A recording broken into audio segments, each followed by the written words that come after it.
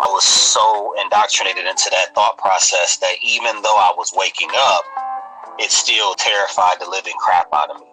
So you want to say that fear kind of still had a grip on you, like, I know this ain't right, but I'm scared to jump out of it, because if I do, them superstitious beliefs start kicking in. They sure did. And they were there for a while.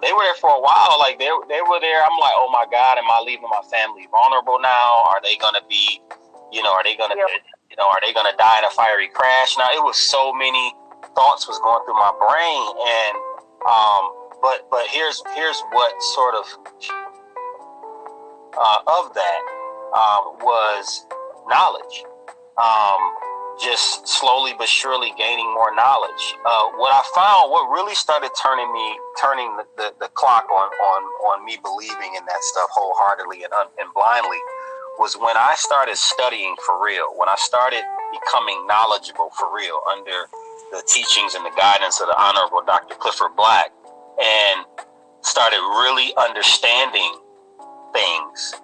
And then I started to ask my pastors questions that they had no answers to, and things like, why do we call it Easter Sunday? Right. Why do we have Christmas trees in the church? Why do we have all of these things? When I started realizing that the term pagan is not actually a bad term, all it means is not Christian. Right. When you started realizing that the Christians, you start studying, you start realizing that Christianity demonized every other way of worship. Didn't it? Come on now. Started demonizing it and giving it names like paganism, so that you would no longer follow it. You can't. Here's the thing: you cannot study. It's impossible to study and become knowledgeable, for real, not fake knowledgeable, but real knowledgeable, and still remain wholeheartedly, undoubtedly devoted to any religious system. You can't. I agree with that, especially when you start to question their tradition. See what I'm saying? Their tradition is all origin from the pagan. You know what I'm saying? So when you start looking up this stuff and getting down into the intricacies of what all this stuff means, it's like your brain, you start piecing your brain together all at the same time. It all starts coming together like a puzzle. So let me ask you, how many awakenings did you go through before you got to your grand awakening? And, kind of tell us about some of the research you did to solidify your facts. So, again, it was a series of things, series of moments, like aha moments, eureka moments. And like I said, it started in the church. I was so devoted, going every Sunday, making sure I got my family up, making sure we were in church every Sunday. It started with just looking up little things. Like, I went into the store and it was Easter time, and I couldn't understand why I was walking through Target and I saw all these bunnies and eggs. It didn't make sense to me. And so just having a moment, I said, okay, what is this bunny and egg stuff about? I never asked myself that question. Just what are these bunnies about? What are these eggs about? So I started doing some research. Started looking it up. And what I came across was, it was mind blowing. And so when I went to my pastor at the time and asked him, like, well, why are we practicing something if these things are supposed to be so bad? If y'all are telling us that all these other religions are paganism and they're so bad, and we're only supposed to be practicing Christianity and the teachings of Christ, then why are we allowing this? Why are we having Easter egg hunts at the church and all this? And there wasn't any answer. And so as I started doing more and more research, I started realizing these things are not bad. These things are not evil. And it was made to look evil because someone was trying to basically put their stronghold on the world, right? They had to control the religious ideas. So it was to demonize all these other ideas. They demonized a lot of things out of Africa. They demonized a lot of things out of what they saw the Native Americans, so-called Native Americans doing, in order to keep their religious stronghold, because he who controls the image of God basically controls supremacy. So there you go.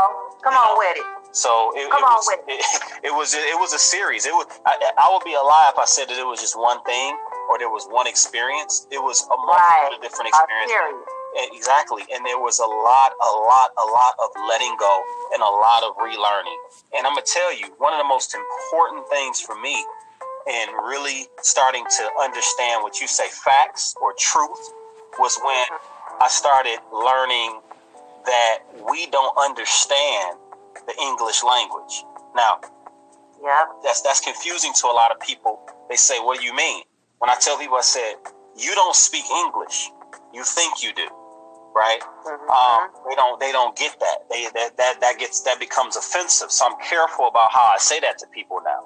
I said, if you've been intentionally misled on the language you speak and what the meanings of these words mean. And the thing is that when you start learning the language, the English language for real, you will start to understand certain things about the Bible that certain people that are in certain positions don't want you to understand about that Bible.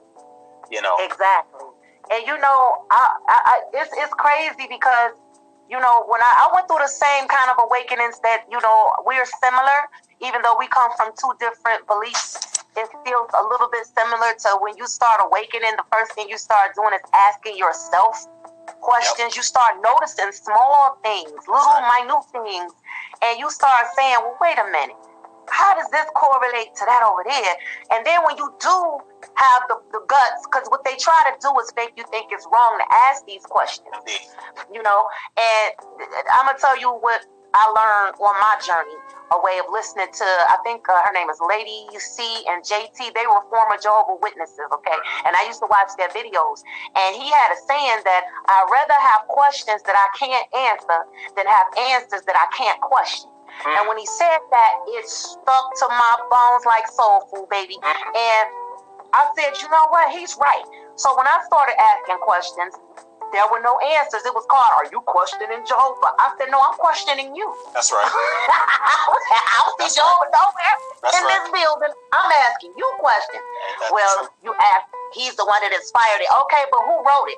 The people, whoever he inspired and gave this information to, I want to ask them some questions because this don't look right to me. That's right. You know, and along my journey, what I came to realize is that the Bible itself is based off of a bunch of philosophical debates of mere men and what they think should be taught. Like you just said earlier, that, you know, these people, they don't want you, they teach you what they want you to know. That's right. And I think people lost along the way by allowing their emotions to take precedence over their logical thinking. You know, they don't realize that this stuff was never given to you to make you think in the first place. That's right. It was given to you to make you react. For instance, the word religion. If you look it up right now in a common dictionary, it's going to have such a pleasant, flower-smelling meaning to it. But if you go dig deep into the origin of the word, that's when you're going to start seeing the sinister meaning behind it. You know? And that's one thing that people don't do, Mocha. They are totally equipped and in depth, not in depth at all with looking at the origins of things.